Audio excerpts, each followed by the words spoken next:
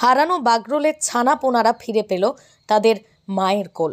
প্রায় 5 ঘন্টার চেষ্টায় এমন অসাধ্য সাধন করেছে একদল বন্যপ্রাণ উদ্ধারকারী। বাগনানের চাঁদনী গ্রামের ঘটনা। বুধবার সকালেই মায়ের সাথে ঘুরতে বেরিয়েছিল 2 বাগরোল শাবক। তখনই ঘটল বিপত্তি। বাগরোল ও তার ছানা পোনাদের দেখে তাড়া করে একদল কুকুর। প্রাণ বাঁচাতে বাগরোল শাবক দুটি ঢুকে পড়ে চাঁদনী গ্রামের একটি দোকানে। মা বাগরোলটিও কুকুরদের সাথে লড়াই করে ছানাদের বাঁচাতেই সমর্থন বটে, তবে হারিয়ে বসেন ছানাপোনাদের।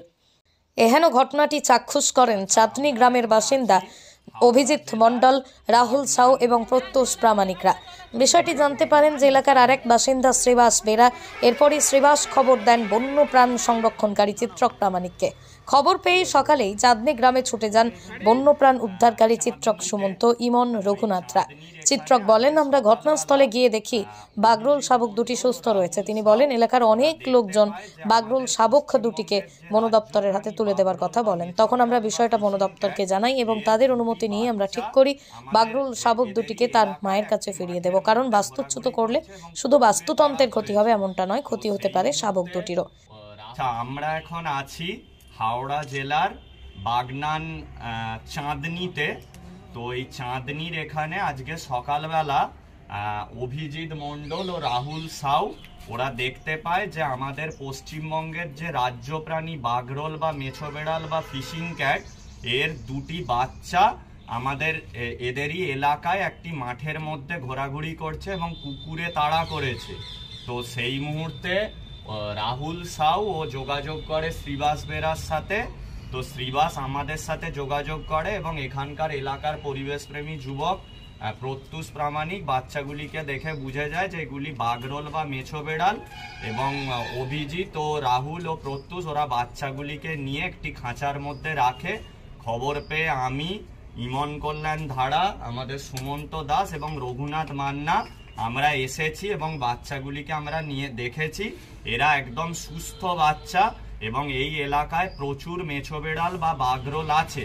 তাই আমরা বাচ্চাগুলিকে ওর মায়ের কাছেই আমরা ফেরত দিয়ে দেব এবং ন্যাচারাল হ্যাবিটেটেই রিলিজ করব।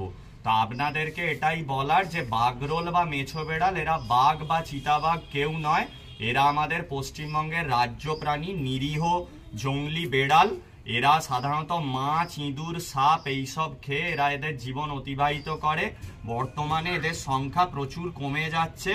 তার ফলে আমাদের উচিত যে এদের বাসস্থান এবং এদেরকে রক্ষা করার। আমরা ধন্যবাদ জানাই অভিজিৎ, রাহুল, প্রত্যুষ, শ্রীবাস এবং এই এলাকার সমস্ত মানুষকে যে এনারা সচেতন নাগরিক হওয়ার পরিচয় দিয়েছেন। আমরা মেছো বেড়ালের বাচ্চা দুটিকে আমরা আবার পুনরায় তার জঙ্গলে আমরা রিলিজ করে দেব এবং ওর মা কাছাকাছি আছে, আমরা ওর মাকেও দেখতে পেয়েছি। ওর মা বাচ্চাগুলিকে নিয়ে নেবে।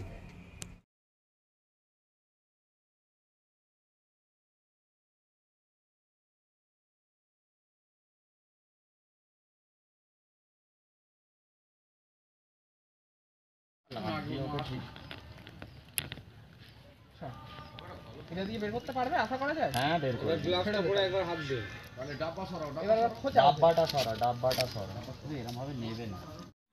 আল তামার রেস্টুরেন্ট এবার নিবড়াই সম্পূর্ণ শীততাপ নিয়ন্ত্রিত অত্যাধুনিক সুসজ্জিত রেস্টুরেন্ট। এখানে থাকছে আরাবিয়ান মান্ডিতে বসে লাঞ্চ এবং ডিনারের সুযোগ। বিভিন্ন ধরনের খাবারের পসরা নিয়ে হাজির আল তামার রেস্টুরেন্ট। যে কোনো অনুষ্ঠানের জন্য বুক করতে পারেন, থাকছে কনফারেন্সের সুবিধা। আমাদের ঠিকানা নিবড়া, হারুন মার্কেট, ডোমজুর।